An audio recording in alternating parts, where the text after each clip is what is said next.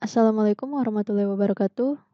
Perkenalkan, nama saya Tika Istiqomah dengan NPM 1817000104 dari angkatan 2018, Prodi S1 Ilmu Komputer. Di sini saya akan menyampaikan materi yang terkait dengan keamanan sistem informasi. Jadi di sini saya telah menyediakan 7 bahasan utama terkait dengan KSI. Yang pertama yaitu pengenalan keamanan sistem informasi, yang kedua footprinting, yang ketiga Nmap, yang keempat SQL injection, yang kelima PDF crack, yang keenam enkripsi dan dekripsi, lalu yang ketujuh adalah FTP atau File Transfer Protocol. Langsung saja yang pertama yaitu keamanan sistem informasi. Keamanan informasi menggambarkan usaha untuk melindungi komputer dan non-peralatan komputer, fasilitas, data, dan informasi dari penyalahgunaan oleh orang yang tidak bertanggung jawab. Kemampuan untuk mengakses dan menyediakan informasi secara cepat dan akurat menjadi sangat esensial bagi suatu organisasi, baik yang berupa organisasi komersial, perguruan tinggi, lembaga pemerintahan, maupun individual. Keamanan informasi dimaksudkan untuk mencapai kerahasiaan, ketersediaan, dan integritas di dalam sumber daya informasi dalam suatu perusahaan. Lalu di sini terdapat 3 sasaran utama yang harus dicapai oleh keamanan sistem informasi. Yang pertama yaitu adalah melindungi data dan informasi perusahaan dari penyingkapan orang-orang yang tidak berhak. Lalu yang kedua adalah ketersediaan. Aspek ini berhubungan dengan metode untuk menyatakan bahwa informasi benar-benar asli atau orang yang mengakses atau memberikan informasi tersebut adalah betul-betul orang yang dimaksud. Yang ketiga yaitu aspek ini menekankan bahwa informasi tidak boleh diubah tanpa seizin pemilik informasi. Adanya virus, Trojan horse, atau pemakai lain yang mengubah informasi tanpa izin. Terdapat 10 cara untuk menjaga keamanan sistem informasi. Yang pertama yaitu protect with passwords. Jadi, semua akses ke jaringan maupun data sangat sensitif dan harus dijaga dengan nama pengguna dan kata kunci yang unik. Sandi yang kuat biasanya berisi angka, huruf, dan simbol. Lalu yang kedua adalah desain safe system atau mendesain sistem yang aman. Di sini kita harus menghilangkan akses yang tidak perlu ke hardware maupun software dan batasi hak akses pengguna hanya untuk peralatan dan program yang dibutuhkan saja. Lalu yang kedua adalah conduct screening and background checks. Jadi di sini kita harus melakukan screening dan pemeriksaan latar belakang pada karyawan sebuah perusahaan. Lalu yang keempat adalah provide basic training. Jadi, pelanggaran keamanan yang tak terhitung jumlahnya kerap terjadi sebagai akibat kesalahan dan kecerobohan manusia. Oleh karena itu, dibutuhkan yang namanya basic training. Yang selanjutnya adalah avoid unknown email attachments. Jadi, kita harus berhati-hati untuk jangan pernah mengklik lampiran email yang tidak dikenal, yang kemungkinan bisa berisi virus komputer. Lalu yang selanjutnya adalah hang up and call back. Jika kita menerima panggilan dari orang yang tidak dikenal yang tiba-tiba ingin memberikan hadiah dan berpura-pura hadiah itu diberikan oleh perwakilan dari bank atau mitra lainnya, maka segera akhiri panggilan yang tidak dikenal tersebut untuk menghindari kebocoran dari sistem informasi kita. Yang selanjutnya adalah think before clicking. Untuk menghindari penipuan yang terjadi melalui email, seperti meminta informasi nama pengguna, kata sandi, atau informasi pribadi lainnya, kita harus mempertimbangkan kembali agar tidak terdorong ke sebuah situs web palsu yang bisa mencuri data dari sistem informasi kita. Lalu yang selanjutnya adalah use a virus scanner and keep all software up to date. Di sini kita harus menjaga perangkat lunak agar terus up to date, juga mampu mencegah virus masuk dan membuat keamanan sistem IT terjaga. Yang selanjutnya adalah keep sensitive data out of the cloud. Cloud computing menawarkan banyak manfaat dan penghematan biaya kepada bisnis. Lalu yang selanjutnya adalah stay paranoid. Jadi kita jangan pernah meninggalkan laporan yang bersifat penting dan sensitif di meja kantor kita. Lalu yang selanjutnya adalah pembahasan terkait hacker. Hacker atau peretas merupakan seorang ahli IT yang memiliki skill dalam pengetahuan teknis dalam mengatasi masalah IT. Meskipun istilahnya hacker pada dasarnya dapat merujuk pada setiap programmer. Namun saat ini istilah tersebut lebih identik dengan security hackers, yaitu seseorang dengan kemampuan teknisnya menggunakan bug atau exploit untuk membobol sistem komputer atau jaringan. Di sini terdapat berbagai macam hacker. Yang pertama ada black hat hacker. Di sini mereka memiliki motif negatif dengan tujuan adalah untuk mendapatkan keuntungan sebanyak-banyaknya. Lalu yang kedua ada white hat hacker. Di sini mereka merupakan pakar keamanan cyber dan dapat membantu pemerintah atau organisasi. Biasanya mereka membuat algoritma untuk memecah jaringan internet sehingga dapat memecahkan celah di dalam jaringannya. Yang ketiga yaitu adalah grey hat hacker. Di sini mereka meretas sistem internet untuk memberitahu organisasi terhadap kerentanan yang terjadi pada sistem sebuah perusahaan. Lalu yang selanjutnya adalah blue hat hacker. Blue hat hacker ini sendiri teknik mereka itu dilakukan karena motif jahat seperti serangan balas dendam. Lalu yang selanjutnya adalah red hat hacker. Tujuan mereka ini adalah untuk menemukan black hat hacker, mencegah dan menghancurkan skema mereka. Yang selanjutnya itu ada script kiddie. Kalau script kiddie ini mereka tidak menyebabkan kerugian besar atau kerusakan pada organisasi. Jadi mereka ini menggunakan sebuah software hacker yang diunduh atau script yang dibeli untuk membombardir traffic dari sebuah situs web. Lalu yang selanjutnya itu ada green hat hacker. Kalau green hat hacker ini lebih kepada sekumpulan orang-orang yang mengamati dan belajar mengenai dunia peretasan. Lalu selanjutnya ada social engineering hacker. Kalau social engineering hacker ini menggunakan manipulasi psikologis untuk membuat target menginformasikan data pribadi atau melakukan tindakan tertentu. Lalu selanjutnya ada hacktivist. Hacktivist ini membobol sistem dan jaringan hanya untuk menarik perhatian dan menjadi penyebab perpecahan sosial. Selanjutnya ada cyber teroris. Cyber teroris ini mereka memiliki motivasi politis untuk membobol sistem komputer, informasi, atau program komputer sehingga menyebabkan kerugian. Lalu ada state or nation-sponsored hackers. Mereka ini dipekerjakan oleh suatu negara untuk menyerang dunia maya dari negara lain atau lembaga internasional sebagai bagian dari peperangan untuk mencuri informasi.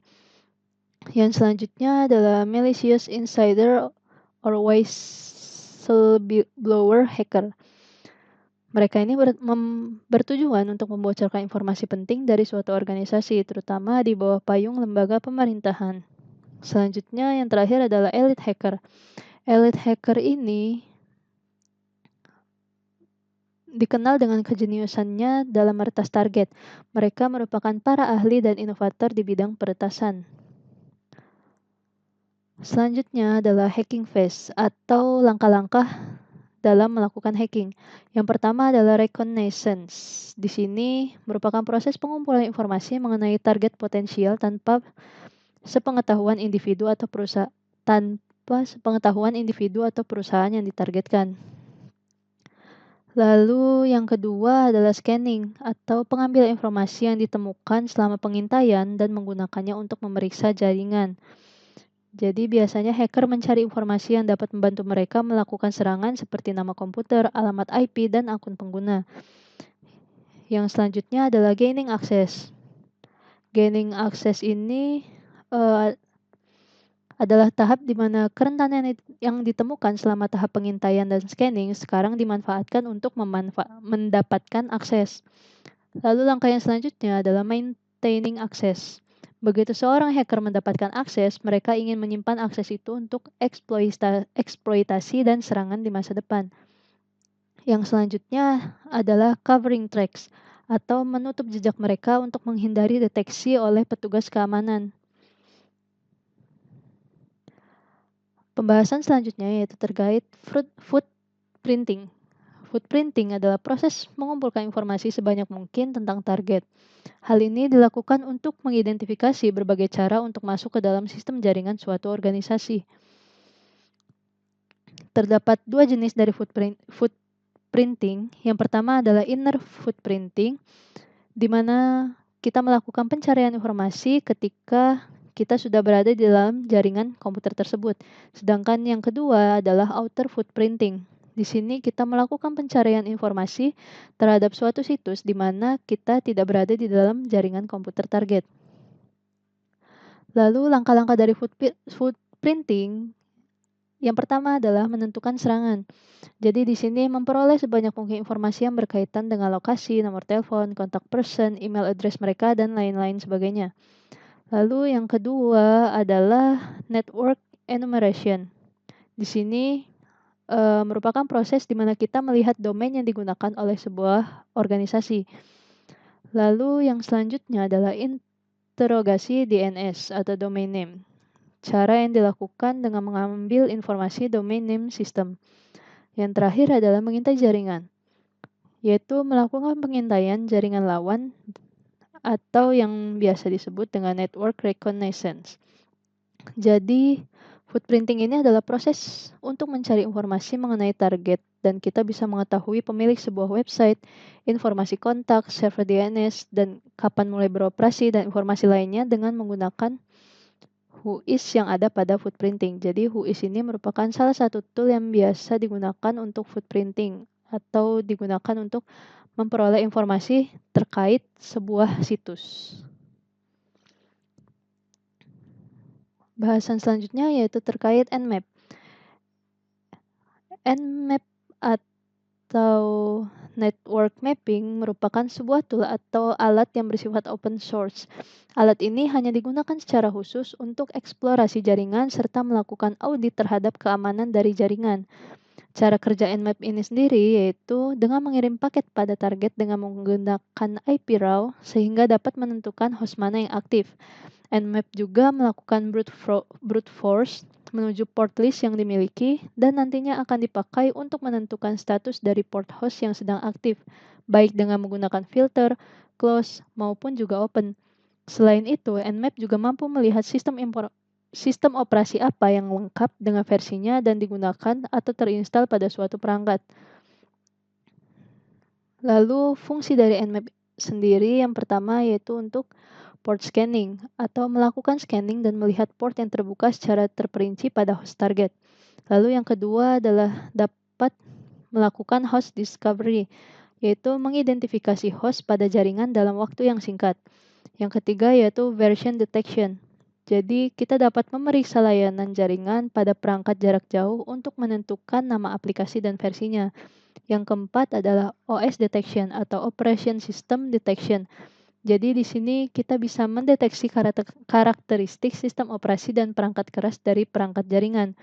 Yang terakhir yaitu discover vulnerabilities atau menemukan dan memforsir kerentanan dalam jaringan. Bahasan selanjutnya yaitu terkait SQL injection. SQL injection merupakan teknik serangan injeksi kode yang memanfaatkan celah keamanan yang terjadi pada layer basis data dari sebuah aplikasi. Hal ini terjadi sebagai akibat dari data yang diinputkan oleh pengguna tidak dilakukan validasi dan dimuat di dalam baris perintah query SQL. Tahap proses injection ini sendiri terdapat dua tahap. Yang pertama yaitu tahapan reset. Di sini penyerang umumnya melakukan reset dengan mengirimkan berbagai macam nilai yang tidak diharapkan sebagai argumen input. Kemudian dia mempelajari respon dari aplikasi, kemudian dia menentukan apakah target URL rentan atau tidak terhadap SQL injection. Tahapan yang kedua yaitu adalah tahapan serangan. Penyerang akan membuat payload tertentu sebagai nilai input dari argumen sehingga payload tersebut akan diinterpretasikan sebagai bagian dari perintah SQL ketimbang hanya data. Kemudian, database melakukan eksekusi terhadap perintah yang telah dibuat oleh penyerang.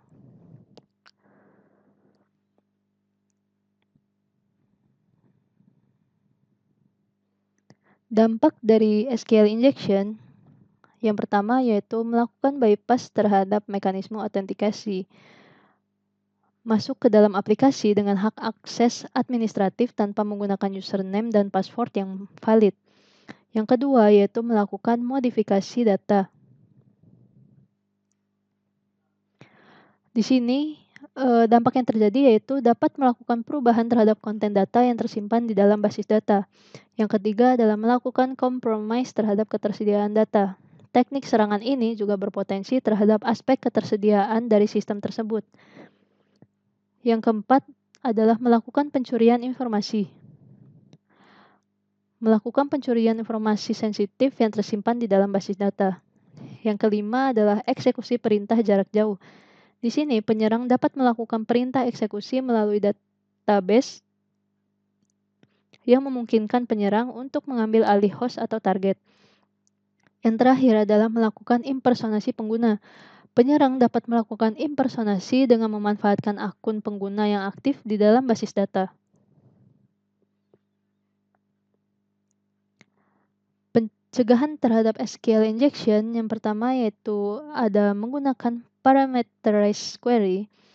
Jadi parameterized akan mendefinisikan seluruh kode SQL sebelum mengirimkannya ke lapisan query.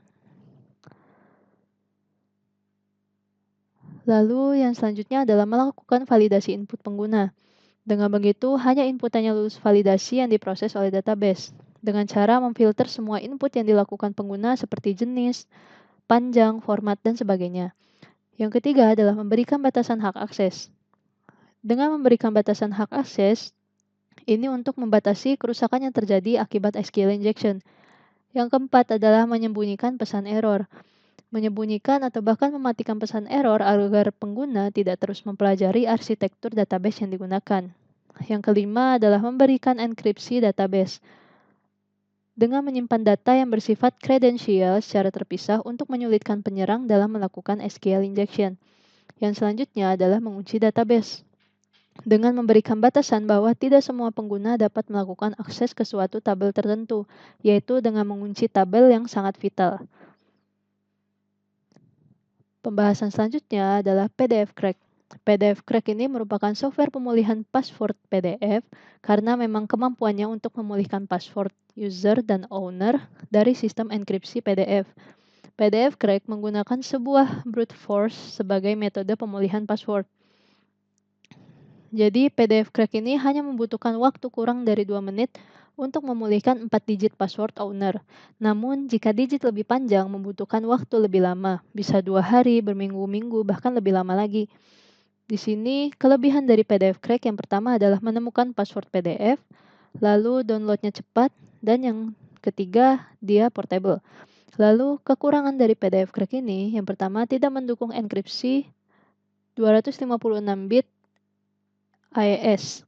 Yang kedua, tidak tersedia antarmuka grafis, namun dijalankan dengan baris perintah seperti CMOD. Yang ketiga, yaitu tidak lagi diupdate sejak lama.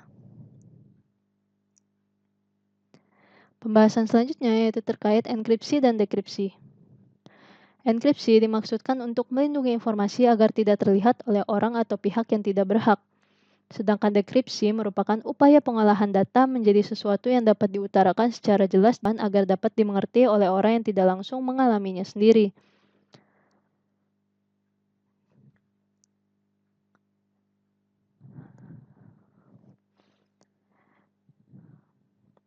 Definisi dari enkripsi dan dekripsi, yang pertama yaitu enkripsi merupakan proses untuk mengubah plain text menjadi ciphertext. Sedangkan dekripsi adalah kebalikan dari enkripsi, yaitu proses untuk mengubah ciphertext menjadi plain text atau pesan asli.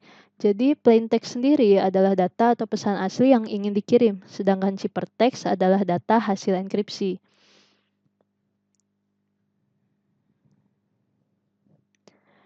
Yang selanjutnya yaitu FTP atau File Transfer Protocol.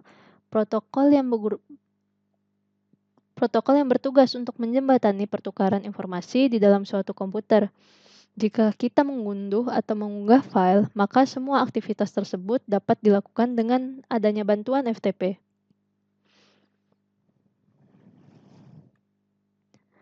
Dua hal utama dari FTP yaitu ada FTP server dan ada FTP client. Kalau FTP server merupakan server yang menjalankan software dengan fungsi memberikan layanan tukar-menukar file yang selalu siap apabila ada permintaan dari FTP client. Sedangkan FTP client merupakan komputer yang kita gunakan untuk melakukan berbagai aktivitas. Cara kerja dari FTP ini sendiri yaitu mengandalkan autentikasi standar yang meminta pengguna komputer memasukkan username dan password untuk bisa mengakses data. Setiap kali kita ingin mengunduh, mengunggah, ataupun melakukan aksi lain terhadap data dalam komputer, maka diperlukan akses dari FTP untuk perintah yang kita lakukan. Password dan username itulah yang menjadi kunci akses kita untuk mengakses data di dalamnya. Dengan password dan username yang diberikan oleh FTP, kita bisa leluasa memindahkan, menyalin, membuat, dan menghapus data yang ada di dalam direktori penyimpanan komputer. Namun, sebelum melakukan pertukaran data tersebut, FTP klien diharuskan terlebih dahulu melakukan permintaan koneksi terhadap FTP server. Terdapat 3 kekurangan dari FTP ini sendiri, yaitu yang pertama adalah sangat bergantung dengan adanya sistem keamanan enkripsi. Yang kedua yaitu desain yang tidak begitu kuat sehingga bisa membahayakan administrator karena minimnya informasi tentang faktor resiko yang akan dihadapi. Yang ketiga yaitu kesalahan dalam menyampaikan informasi sering terjadi sehingga administrator sulit memahami informasi yang diterima. Kelebihan dari FTP yaitu memiliki sistem keamanan enkripsi pada jaringan yang digunakan. Lalu, data yang dikirimkan tidak akan hilang atau dihapus oleh komputer dan perangkat elektronik lain. Selanjutnya yaitu sudah ada software yang membantu kita melakukan verifikasi beserta dengan petunjuk verifikasinya. Lalu mampu untuk menjembatani pertukaran informasi dan file antar komputer. Yang kelima, mampu melakukan backup data dan file termasuk restore pada sebuah website. Yang keenam, yaitu transfer data dan informasi melalui FTP sangat mudah dan efisien. Yang terakhir adalah FTP dapat digunakan sebagai indirect computer atau implicit remote computer. Jadi bisa kita simpulkan bahwa FTP ini memiliki peran yang sangat vital pada seluruh aktivitas yang kita lakukan dengan komputer. Tanpa adanya FTP, maka kegiatan yang biasa kita lakukan dengan komputer tidak mungkin akan terjadi. Sekian presentasi yang dapat saya sampaikan. Apabila ada salah kata saya mohon maaf. Sekian terima kasih. Wassalamualaikum warahmatullahi wabarakatuh.